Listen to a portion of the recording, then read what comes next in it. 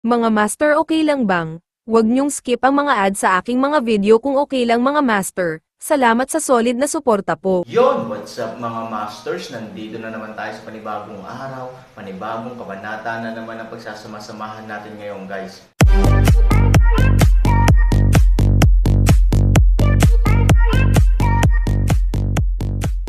Bali mga masters, kung bago ka pa lang po sa aking YouTube channel, please click the subscribe button, lalong-lalo na po yung notification bell guys, para maging connected pa rin tayo sa isa't isa at maging updated kayo sa mga susunod ko pang video.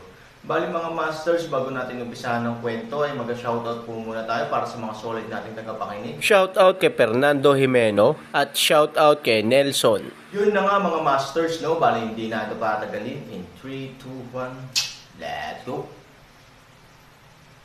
Kung hindi naramdaman ni Han Sanchen at ng iba pa ang anumang kapaligiran sa likod ng sikat na tindahan, pagkatapos ay pagdating nila sa harap ng bundok, lalo na sa pintuan malapit sa paanan ng bundok, ang kapaligiran ay ganap na napuno. Mayroong isang malaking batong pillar gate sa ilalim ng mga paa, na may mga batong leon na nakatayong kahanga-hanga sa magkabilang panig, at ang mga batong gate ay pinalamutian ng mga parol at mga kulay, na medyo maligaya. Bagamat hindi pa dumarating ang apat ay nakikita na sila sa malayo, paminsan-minsan, maraming mga dignitaryo at maharlika na may magagandang damit ang nagtitipon patungo sa pintuan. Sa pintuan, isang matandang lalaki na nakasuot ng asol na seda at apat na katulong na nakadamit na parang mga katulong ang sumalubong sa mga panauhin, na may dalawang sundalong nakatayo sa magkabilang gilid. Ang pasukan sa tindahang ito ay tila karaniwan, ngunit sa katunayan ito ay ganap na hindi pangkaraniwang, napabuntong hininga si Ivory.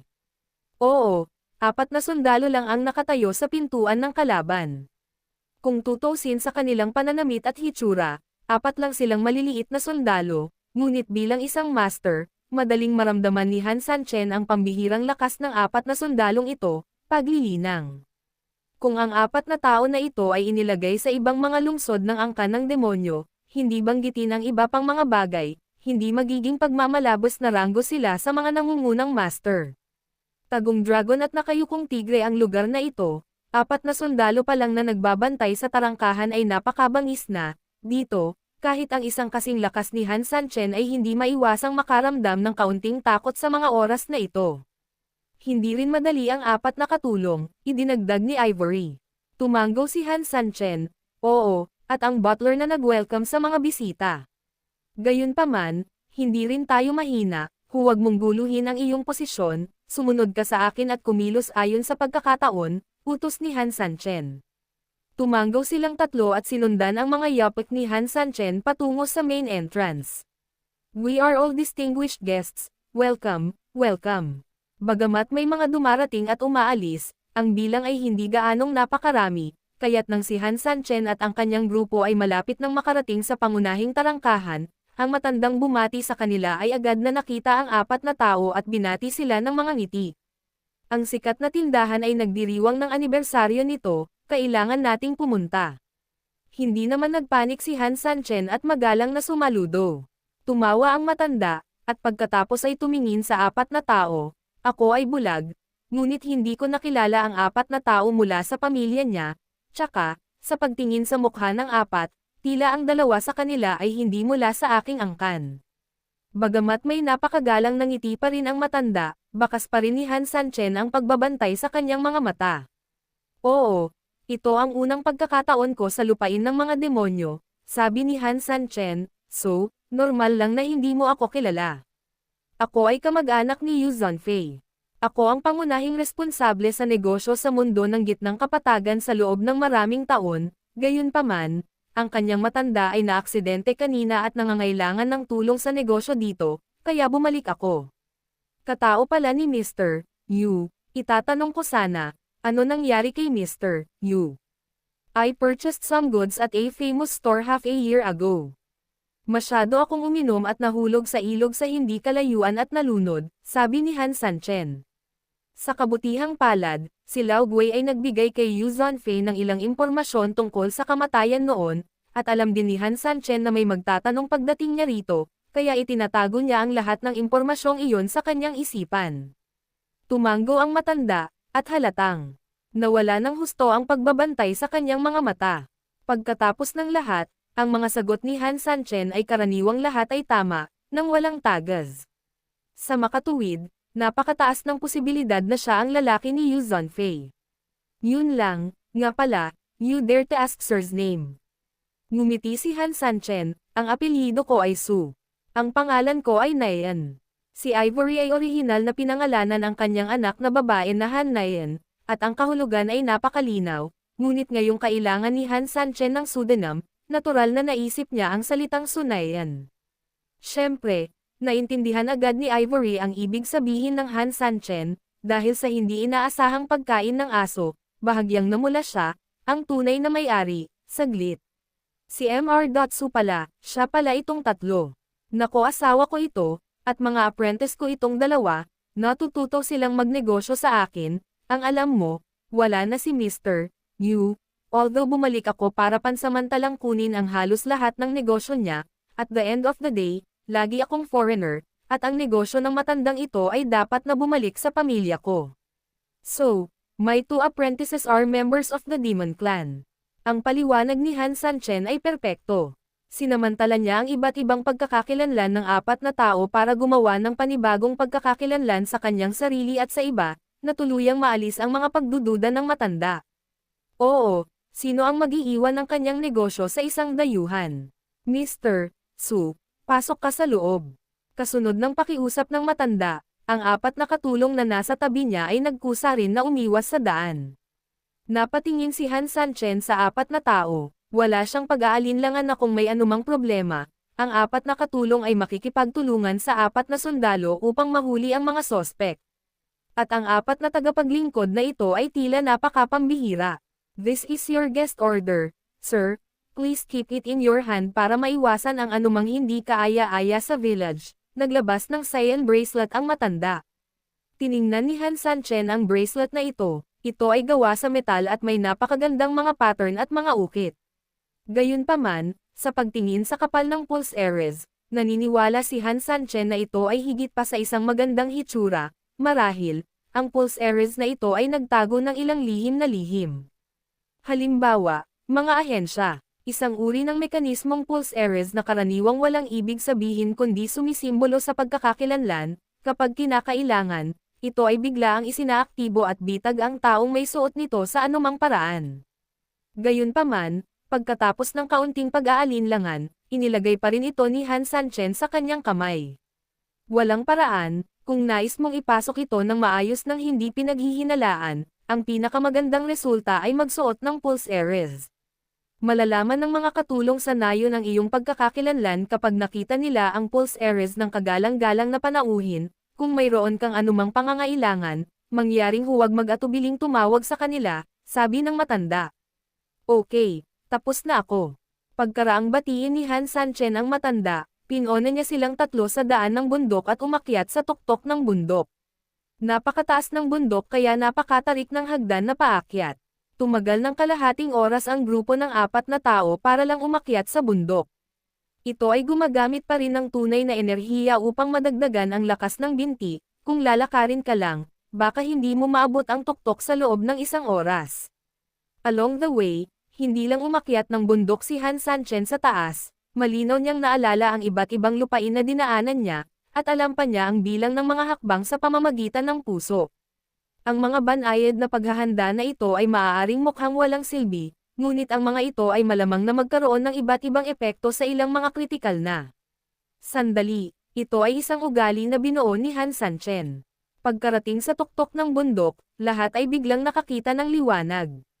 Isang malaking plataporma ang lumitaw sa harap ng lahat. Ito ay isang malawak, patag na damuhan, na may lahat ng uri ng maunlad at kahangahangang mga gusali na nakasalansan sa ibabaw nito. Pagkarating sa tuktok, may welcome platform na halos 100 metro ang layo.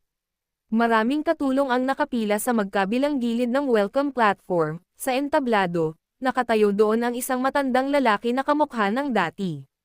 Nang makitang papaakyat ang 3 o 4 na tao mula sa Han, ikanaway ng matanda ang kanyang kamay. Biglang, kasama siya bilang sentro, lahat ay yumuko sa 3,004 na tao ni Han. Sa ngalan ng sikat na tindahan, nais kong tanggapin ka. Don't tell me, Medyo engrandi ang scene na ito. Bukod pa rito, sa lupain ng mga demonyo, ang gayong pag-uugali ay napakabihirang. Nang lumapit ang 3,004 na taong Han, 4 na mga katulong ang nakaharap na may daladalang napakapinong pulang laso ng seda, matapos yumukod ng may paggalang sa 3,004 na taong Han, isinabot nila ang 4 na laso ng seda sa 4 na tao ayon sa pagkakasunod-sunod, sa leeg. Mga kagalang-galang na panauhin, ang ating nayon ay nagdiriwang ng ika-7 anibersaryo nito. Ikinararangal kong suportahan ninyo akong lahat.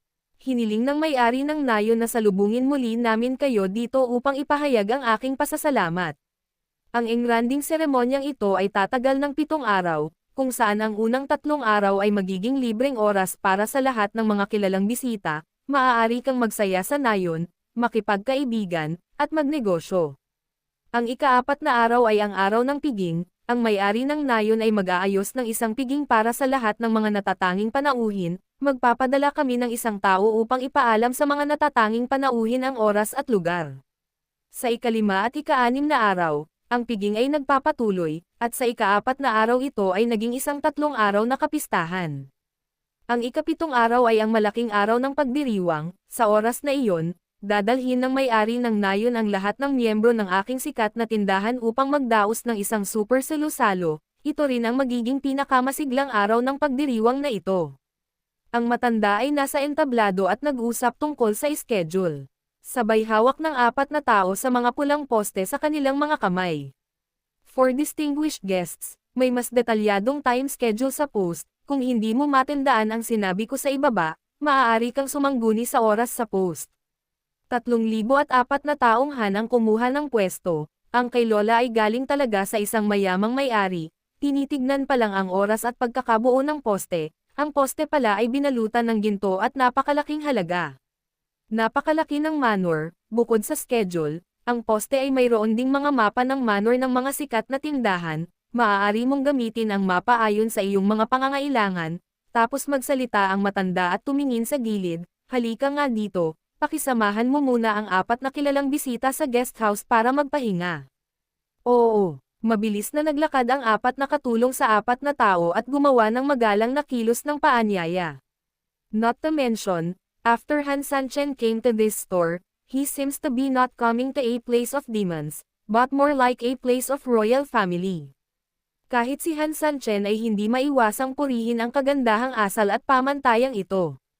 Sa ilalim ng patnubay ng 4 na tagapaglingkod, formal na pumasok ang 4 na tao sa malaking asyenda ng sikat na tindahan. The famous store consists of a total of 18 manors, large and small, forming a large manor. The manor is not only large, but also complicated. After all distinguished guests enter the manor, please look at the map. Kung naligaw ka, makakahanap ka rin ng kahit sinong utusan sa manor, they will redirect you. Sa daan, pinangunahan ng mga katulong ang daan at nagpaliwanag. Nagkatinginan sina Han Sanchen at Ivory, mayroong 18 malalaki at maliliit na manors, na medyo hindi naaayon sa bilang ng mga manors na natuklasan noon ni Ivory. I didn't expect that famous store has as many as 18 manor. I heard from a friend earlier that famous store consists of several manor, parang mali ang impormasyon niya. Nakangiting sabi ni Han Sanchen. Ngumiti ang alipin, parang hindi pumasok sa tunay na sikat na tindahan ang kaibigang ito ng tanyag na panauhin. Oh, anong ibig mong sabihin? Nagtatakang tanong ni Han Sanchen. The famous store actually has 2 floors, although they are both located here, they are completely different. Sa weekdays, ang sikat na tindahan ay may malaking manor sa gilid ng bundok. Ito ang pangunahing responsable sa pagtanggap ng ilang pang-araw-araw na negosyo. I think the distinguished guests should have visited it, right? Nagmamadaling sinabi ni Han Sanchen, to tell you the truth, bumalik lang ako sa Demon Clan kamakailan. Ako ang may pananagutan sa negosyo ng pamilya ko sa Central Plains World. Naipaliwanag ko na ito ng malinaw sa kasambahay mo na nagbabantay sa pinto. Sinabi ito ni Han Sanchen pangunahin upang maiwasan ang kanyang mga katulong na maghinala sa kanya, kaya't nakipag-usap siya tungkol sa bagay na iyon sa kasambahay na nagbabantay sa tarangkahan sa paanan ng bundok. Gusto niyang sabihin sa utusan na hindi ko alam na normal lang ang sitwasyon dito at walang ganoon, ito ay kainahinala, upang sabihin sa kanya ng katulong ang eksaktong nais niyang malaman. Sa kasalukuyang pananaw, tila ibang-iba na ang mga sikat na tindahang ivory na naobserbahan noon sa mga sikat na tindahan ngayon. Sa madaling salita, ito ay dalawang lugar lamang. Nangangahulugan din ito na ang dating impormasyon ni Ivory ay maaaring ganap na mali. Sa makatuwid, hindi lamang kailangan ng Han Sanchen na kumpirmahin ito ngayon, ngunit kailangan ding gumawa ng ilang koleksyon ng katalinuhan para sa bago. Generally speaking, ang mga sikat na tindahan sa gilid ng bundok ay bukas araw-araw, at ang malaking manor na kinaroroonan natin ngayon ay itatago sa Porma Sion, mula sa labas. Ang sikat na tindahan sa ibaba ay ang tanging sikat na tindahan sa tuktok ng bundok. Ang tindahan sa itaas ay talagang isang tunay na sikat na tindahan, ito rin ang pangunahing at pinakamahalagang lugar ng aming nayon. Sa pangkalahatan, ito ay bubuksan lamang sa mga malalaking kaganapan tulad ng pagdiriwang ng anibersaryo.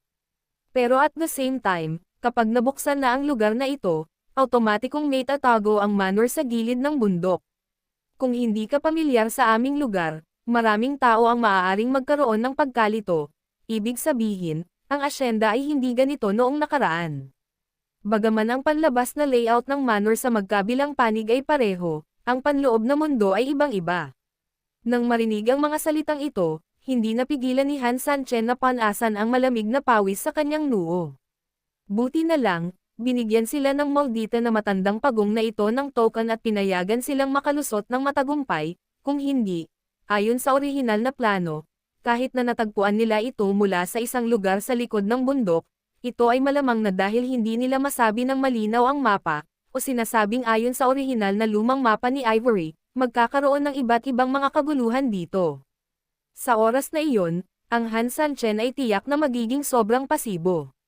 At kung nahulog ka sa gayong pagkawalang kibo sa teritoryo ng ibang tao, ito ay pakinggan, ngunit, sa katunayan walang pagkakaiba sa pagitan mo at naghahanap ng kamatayan, nagulat si Ivory, ngunit halatang nakaramdam din ng matinding guilt, konti na lang baka ang mga impormasyong nakolekta niya ay naging dahilan ng pagkalipol nilang apat dito. Delikado na talaga, yun lang, sabi ni Han Sanchen, 2 manor, kung hindi dahil sa mga regular na tumatangkilik dito o sa mga VIPs dito, hindi ko malalaman na may ganito kagaling na disenyo dito, mahal na bisita. Nakarating na tayo sa guest house. Yun na nga mga masters, no? Bali panibagong kabanata na naman yung natapos natin ngayong gabi.